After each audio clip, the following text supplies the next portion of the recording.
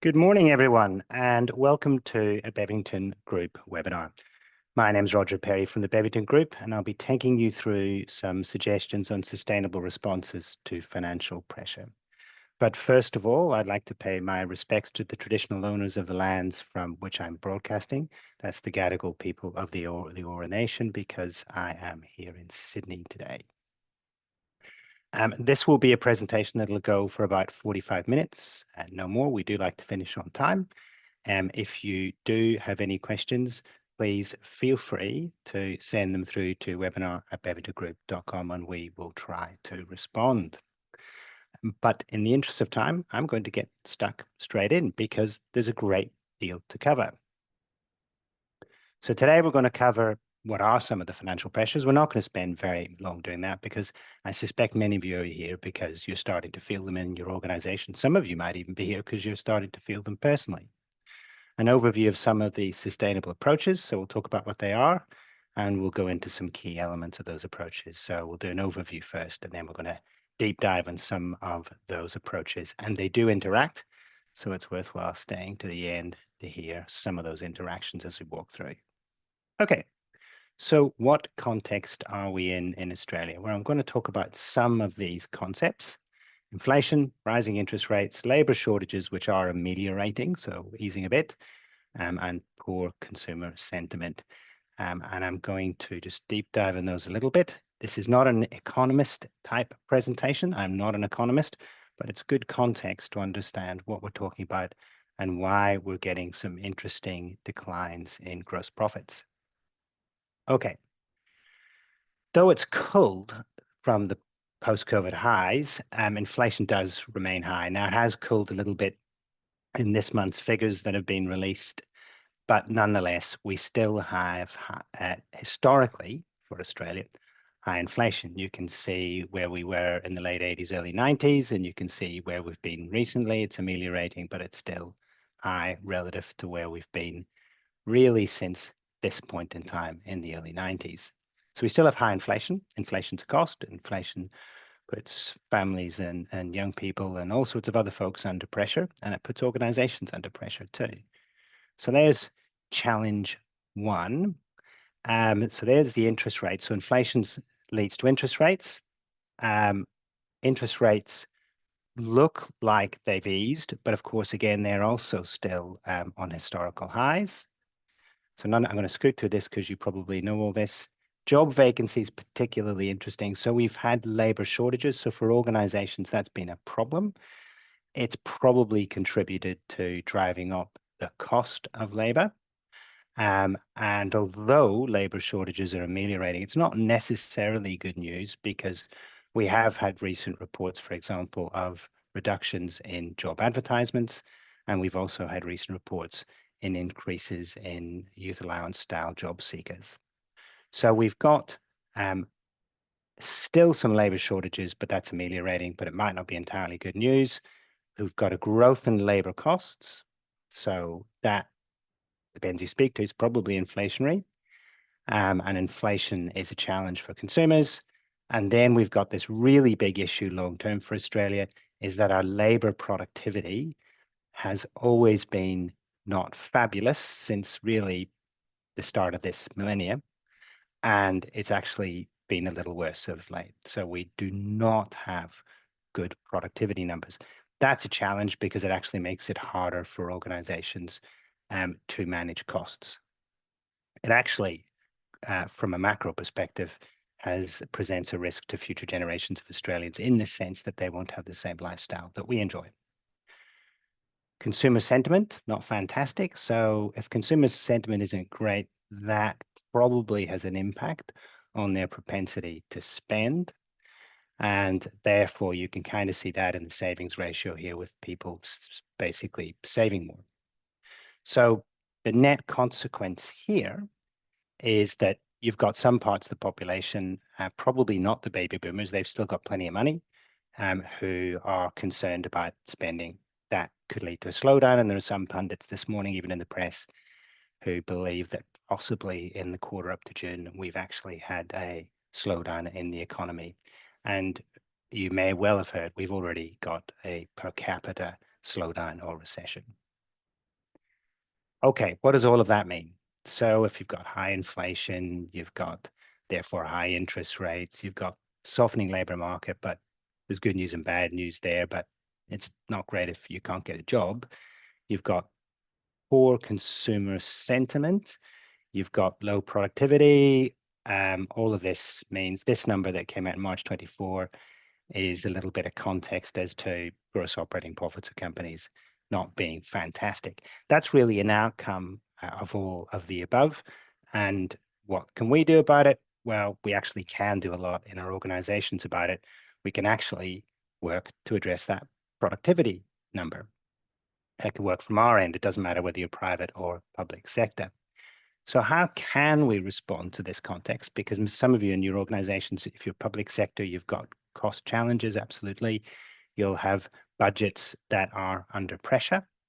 And you've probably got demand characteristics that aren't helpful. So your hospital, your demands aren't particularly declining, I wouldn't have thought.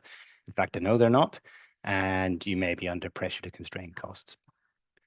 So often organizations do these sort of things when they're under financial pressure. Now, I'm not going to say these are wrong, because if you're under pressure, you've actually got to do them, and some of them are pretty sensible, like a reduction in discretionary spending or being much more careful about your inventory management. But some of these activities, which might be necessary for survival, can do some medium-term damage. So to that extent, they are important survival actions, perhaps, but you should approach with caution because we'd argue they're not strategic. So service level adjustments, okay, sensible overall. You should always be considering your service levels, but often in a panic, and because you're in a lot of trouble, you can over dial this down and create problems, or you can over dial the price rise and create problems. So you can get a sugar hit and then you start to lose customers for either of these. So again, yep, okay for survival, but bear in mind you might be doing some medium-term damage. Recruitment freezes if there are mission-critical roles and there's no productivity to help you do more with less of the same number of people, that's eventually going to hurt. So that might be a problematic short-term action.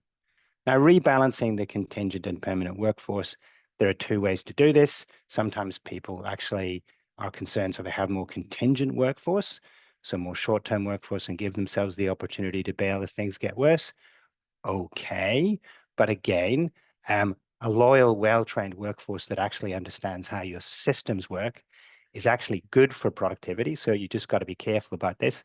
There is the other sort of rebalancing, which is taking expensive contract workers potentially and actually insourcing them. And if you think your forward cash flows can manage them, that's actually probably a good idea. Pressuring suppliers, not pressuring suppliers, what I mean here is the kind of ugly pressure. You will give us a discount regardless of whether you can afford it or not, or regardless of whether it's sustainable.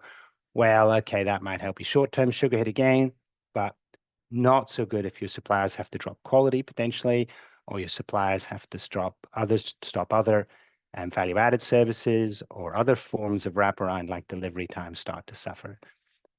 And the list goes on. So you can get the idea. These might actually be useful short-term, and I guess in many cases they are actually, because we've certainly seen them during COVID and GFC. But you just have to approach with caution because you can tell many of them actually have medium-term consequences. So we tend to look at this from an organizational resilience lens. It's not that this isn't appropriate at times, but if you're not in a crisis mode, you want to think a little bit longer term and take actions that are strategic so that allow you to sustainably manage your costs. Now, we think about this from the lens of organizational resilience. And what we really mean like that is a Nicholas Taleb type idea of organizational resilience, which means when you're challenged, you actually get stronger. And you can look up some of Nicholas Taleb's idea in anti-fragile literature, and he's actually written a book on that. And so there's something about diversity in your organization. So diversity of people is a big one. There's something about adaptability. There's definitely a lot about efficiency, and we're going to talk about that today. And there's something about cohesion in your workforce. And one of the challenges that some of these actions, particularly a rapid, poorly thought through restructure, can impact cohesion, can impact efficiency, can possibly impact adaptability because you're too busy distracted managing the consequences of a messy restructure, and possibly that restructure might even have impacted diversity. So I think I've got the idea across. There are some actions we might take for survival, but they may not be sensible medium-term actions. But let's look at some actions that are always sensible in the medium term. There are really no regrets here, and the question is, how quickly can you do them? So the reason people do the more risky actions that we've just described up front is time. And one of the interesting things about one of the interesting features about what I'm going to talk about here is that actually you can do these activities a lot faster than you used to be able to do. And part of that is methodological, but a lot of it is to do with the emergence of new technologies. I'm going to talk about those as well. You can address process inefficiencies. Bear in mind, pretty much everyone's got process inefficiencies. You've got processes that have too many steps, that have inappropriate steps, that actually are just simply not fit for purpose because they've got huge amounts of waste in them, that lead to high error rates, and that leads to rework. And that excludes even the opportunity to automate, because you've got manual steps that could be automated in pretty much every organization. So that's one thing. And that links to that excessive manual effort, no automation. I'm going to talk about that specifically. You could have capability gaps. You may not have got the right people with the right skills, and there might be an underinvestment in training.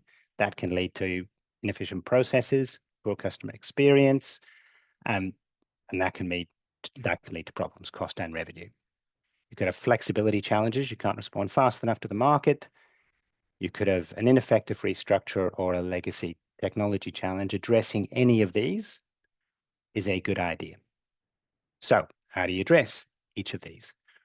Process inefficiency, process reengineering, manual effort, process automation, ineffective restructures. We'll do it properly. We're going to talk about each of those three things. Capability gaps, role redesign, and this is where workforce planning comes in. I'm going to particularly talk about that. Flexibility challenges. All of the above have an impact, but ways of working has an impact, and I'm going to talk about the link between structure, role, and ways of working. And we won't talk a lot about it here. There are, of course, lots of things you can do in legacy technologies. They do take longer, and it's a special subject all by itself, so I'm not going to actually address this today. I'm going to address the first 5 of these. Okay. And what we often say, and if you've joined these before, it's a really good idea to know what your value driver tree looks like. So in this case, it's a for-profit organization. So there's earnings before interest and tax here. It breaks into revenue. Revenue breaks into a range of drivers, and you keep breaking it down until you've got a lever that you really want to play with to lift your EBIT. Now, you can do that in all sorts of ways and in all sorts of organizations, and profit doesn't need to be the target. It could be a social outcome, for example, that you put here, and you break down the drivers to that particular social target. The challenge here is that many organizations don't have a clear view of this. And why is it a good idea to have a clear view? So you know what lever you should pull to get the biggest impact. So that'll help you choose where to apply the strategies we're about to talk about, or to sequence them. So this is a very important thing to do. I've talked about it in other webinars, and it's something that we strongly recommend. So let's get to the actual responses. Process reengineering first. But process waste is extremely common. Everyone's got it. It's just a matter of how much you've got. So it could be outdated approval workflows. It could be manual data entry. It could be redundant approval steps. It could be steps that actually generate errors, or almost inevitably generate errors, and that generates rework. It could be labyrinthian processes that are no longer necessary. It could be collecting information you don't need. It could be failure to connect information that you do need. It could be the inability to find something that you need quickly at a particular point in time. All of these things are process problems. And process problems have a number of interesting features. They can frustrate customers, they can irritate staff, they can increase risks, and they can certainly lead to higher costs. All in all, if you're a for-profit organization, it can affect your revenue and your cost line. If you're a not-for-profit or you're a government agency, it could affect your funding line, and it certainly affect your cost line, and it can certainly affect your efficiency, your ability to deliver an output basically for a given level cost. So addressing processes, very, very handy thing to do. Now, we're going to talk about process reengineering, which is basically process improvement, but deep process improvement. It's really using the full suite of tools that's available for you to do so. And there are all sorts of ways to do this, but essentially, all of them have the following features. And this is one of the things we do a lot of. It's one of our core practices. You're looking at the as is. You really want to understand what's going on today. That'll tell you where you can focus and the nature of the problem. You can perform structured analysis of the current state. You can think about the solutions, and you can even scenario plan solutions. What might happen if? And what might happen if I run multiple solutions, so you can get an idea as to what it's worth to you, and you can confirm the future map. Now, various sources of insight, and what's really cool is the number of tools that are now available to do this. Process modeling, lots of great tools. We actively track 20 to 60 at any one point in time, and we're always interested in which ones are the best for a given circumstance, and they do vary for circumstance, but you can use them to capture, map, analyze, in many of them scenario plan, and even connect really neatly into your policy stack or your training, and also to allow people to comment on the processes as time go by. So this world is always evolving because processes are important. They continue to be even very important in the world of automation because the literature is pretty clear, and so is the practice, that you generally process automate in conjunction with process reengineering to get the best outcome. And so all of that's led to this being increasingly popular again. You've got standard business performance analysis, and this is done in really all the jobs you do, which is what's actually overall going on in the business, and therefore where's a good place to start. That links to your customer journey map. The processes, think of an inside map of the organization, which should map to a customer or member or patient journey. So what's it like for the customer? And if you change the process, could you make it a lot better? You inevitably can. Pretty much every process can be improved to improve the customer journey map, or the customer journey map can be changed to give a better customer experience, which will change the process. Really interesting in all the tools that have emerged of late, you've got new ways of collecting data. We've got an example here, it's not the only way, of process mining and task mining. We're using system data to map up in a great deal more detail what's going on in the process. Now, it is important to note that process reengineering is to do with change, not just mapping a process. So, but mapping a process still has benefits. So if you have a lack of process documentation, it's quite possible that you've uncontrolled changes. One of the reasons is you might have the same process, or what you think is the same process, actually done in different ways in different parts of the organization because you don't have a standard. That can mean it's hard to do regulatory compliance, for example, CPS 230, which is an APRA standard, or even adapt the change because you've got multiple places to start from. So process mapping is actually very handy. It's not process reengineering because process reengineering aims to produce a very new process map, which is much more efficient and has a bunch of solutions in it that improve productivity. So I said, and I have said throughout, that I think the tools are important. There are lots of new process mapping tools. There are lots of new data capture analysis tools, lots of change management tools. This is also a very interesting emergent space because there are tools now to identify potential behavioral nudges and to execute material behavioral nudges so that you can actually just get people lined up to use the process, because the change management is often the biggest thing. Okay, so that's process, or certainly process reengineering, and a very close cousin, because these days they're often done together, is process automation. Now, if you've got a process, so it's a string of steps, there are often parts of that process, which is we call a string, or if it's at the start of the process, a stem. You've got the string, which is a series of process steps, which you can automate. So first of all, you can re-engineer the process, which is, hey, where can I make this more efficient? Now that I've done that, and I can implement that, now which of those can I actually automate? And you can actually do this cheek to jowl, so pretty much in the same project, if you like. Now, many of you will have robotic process automation already. The robots are getting much better. The financial results are getting much better. In the early stages, the results were a bit mixed, but clearly people are having good results from RPA. Intelligent automation is now what's on the cards for many organizations, which is this artificial intelligence plus robotic process automation. And essentially, it can make decisions and do more. So here's some examples. If RPA can open and scan emails, intelligent automation can summarize the information. If you can download invoice attachments with RPA, you can apply conditional rules. So you can put rules onto things. If you can read and copy data from documents, you can write an email or letter as a consequence of those documents in intelligent automation. So RPA, if you like, replaces keystrokes on a keyboard, replaces a human hand for simple tasks. Intelligent automation really extends the scope of the task that automation can do by building AI into the picture. Now, I've done other presentations in AI, and you can check it out, and that'll give you a better idea of what AI can do.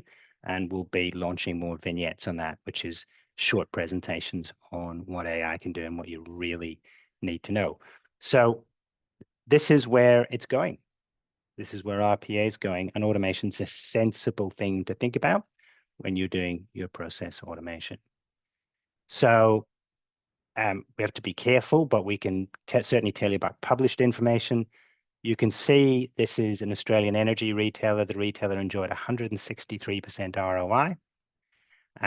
That's actually pretty extraordinary on implementing RPA. So there are actually lots of good news stories now around RPA. We're in the early stages. It was a bit clumsy. It's certainly getting very much mainstream. So let's have a look at process flow with and without AI. So this is an example of it in action. So you might receive a form, and if we look at the left-hand side, from validate a form, read a form, enter the database, analyze the form, right through to send a communication to a customer. So this can be, for example, it can be anything. It can be insurance claim. It can be an application for some sort of license or authorization. It can be an application to initiate a service. It could be all sorts of things. With partial automation, you might validate the form. You might get a robot or an agent to enter relevant data into a database, or you might even get the robot or agent to identify the really supporting data. On the extreme right, that's the extreme end-to-end. You could get to a point where most of that process is done without human intervention for standard or more simple cases. I think that you'll find that that's not the case for everything, but that's still a lot of productivity. Again, like when I was talking about processes and all the tools to help you with process, and if you have questions on which tools to choose, just let us know. There's an awful lot of enterprise automation software, although there are a couple of clear winners in the market right now. More on that another time. So there's little doubt in practice or in the literature that automation alongside process reengineering can deliver significant benefits. How do you do it? Well, you decide which processes you're going to target. You map out the processes, decide what you need to re-engineer, work on your automation candidates and the various checklists you can use to basically decide what's a good automation candidate. Again, we can help you out with that if you need it. You then do a stage plan. The stage plan will involve re-engineering. And that actually, which is different from automation in the sense that you're actually really just removing work. You're not automating the work. You're just plain removing it. And basically dramatically improving elapsed time and removing bottlenecks. So often automation will do things a lot faster, but that'll just build up a queue somewhere to bottleneck and not help the customer experience. You need process reengineering to do that. So you do need both. Okay. So that's a sensible, sustainable response to financial pressure. The interesting thing about it is it may be that it used to take 6 or 8 months to do a serious process reengineering exercise. Depending on the process, you can do that in 6 to 8 weeks and be implementing week 9. That's how much faster it is. The world has changed. There are greater degrees of insight to be gleaned from technologies and greater degrees of help to be able to model and greater degrees of help to implement. All right. Now, what about restructures? Now, restructures have been a traditional go-to in the event of stress. And actually, that's not done because often structures can become inappropriate for what you're trying to do. They can create silos, they can create bottlenecks, they can create contention, they can create problems where there's more time spent on the battle for resources than there is actually doing the job. Okay. But restructures often have a bad reputation. I think most of us who've been around long enough have been subject to or seen a really bad restructure that has had all sorts of problems. And three main reasons: poor strategic concept, limiting or limited consideration for broader operating model. And basically, a structure isn't the only way an organization gets things done. It gets things done through process, technology, ways of working, metrics, very important, culture, skills. So if you just think about the structure, don't think about those other things, you can just build an unworkable structure that, for example, doesn't work with the skill sets you've got. So that's definitely a possibility. And then poor change management's a biggie. So when I talked about the rest of the operating model, those who tune into these will have seen this picture before. We say the operating model is all the pieces you've got to basically stitch together to be able to deliver your mission consistent with strategy. And really what we're saying, when you do a restructure, you need to consider these other factors, because you need to think about what are the elements of an organization that makes the structure work. What will make the new structure work? So doing some thinking around your op model is very, very critical for a restructure. So we've got some broad principles in many different ways, and one of them is some key design principles for restructure. Naturally, your restructure should align with strategy. So that'll go all the way right down to the number of people you have in different roles. So if you have a strategy to, for example, go heavily digital, which is very common, that'll affect the nature of the resources you've got and the structures that you put in your team. Reduce complexity, very important. You probably always try to make your structure as understandable as possible. Remove waste, absolutely. You might find there's duplication that you can deal with. Create feasible roles, don't create an impossible role that you can't hire or train. Challenge the leadership model. So one of the things about a restructure, it changes the power dynamic. So you're gonna have to think about, well, how does the power get reoriented and replaced? And is there a different way to lead under the new structure? Implement with clarity. That's just good implementation, and maintain flexibility. So you do and should think about how to build adaptation into the model. And I don't see many restructures that don't have a bit of a tweak afterward. Okay. So any good piece of restructuring, there are many methods, but all the good ones have these elements at the very least. From defining clear objectives, and credible as it might seem, some restructures don't, to understanding what you're starting with, to understanding contemporary solutions. There are new ways of doing things. It's a good idea to understanding them, right through to basically preparing comprehensive implementation plans. So we'll leave that there because this is going to go up and you can use these as a little checklist. Just like in process, be it process reengineering or process automation, there are some fantastic tools emerging as to help you with a restructure, to help you suck information from your payroll system, create dynamic structures.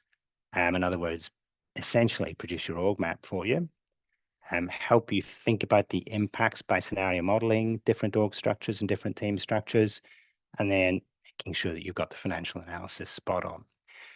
So they're all available now, and there are also some, as I said, change management pieces. I said that for the process, and it definitely applies here. So you can test staff responses, you can generate feedback, and you can do behavioral nudges. All of these are really useful change management technologies. They don't replace traditional change management, but they're helpful additions. Okay. Now, within restructuring, there's a subcomponent of role redesign, and we've pulled it out because whether you're doing a restructure or not, you're still going to have to think about role redesign in a world of automation. So increased automation might mean you need different specialists. Shift to AI might mean you need different specialists. And basically, if you're restructuring, you'll need people potentially to be able to help you do that. Current roles are likely to change. So you may have fewer of some types of role. You may have different content of certain types of role. You may need different training for certain types of role.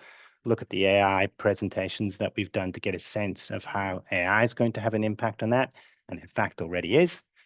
And you've got to then build a whole set of new skills and capabilities in this emerging world. Our position on AI is that it might take a while, but yeah, it is material, it is real, and it's actually already having an impact. So these changes, some of them can just happen by accident, but we don't think that's a good idea. We actually think that it's a good idea to pause and do design work on your roles. It doesn't take very long. Again, these are not very, very long, laborious, month-long exercises. What you're really doing is saying, well, look, we've got choices as to how we design our roles, and this is also true of AI. So, for example, there's a theory that artificial automation will, and it's a sensible theory, will actually make jobs more interesting by taking out the mundane. But actually, only if you design it that way. It could also make jobs more tedious by limiting the span and type of variety that you've got in a job if you don't design the job right.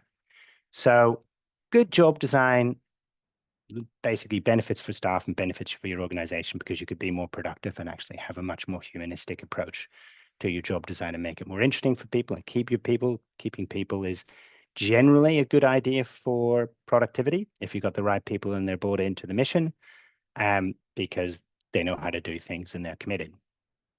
Now, there's another side to this, which is you will find that it becomes more important in this time of change to regularly refresh your workforce plan. What types of role do you think you'll need in the future? Do you have enough of them? Do you even have enough of them for today?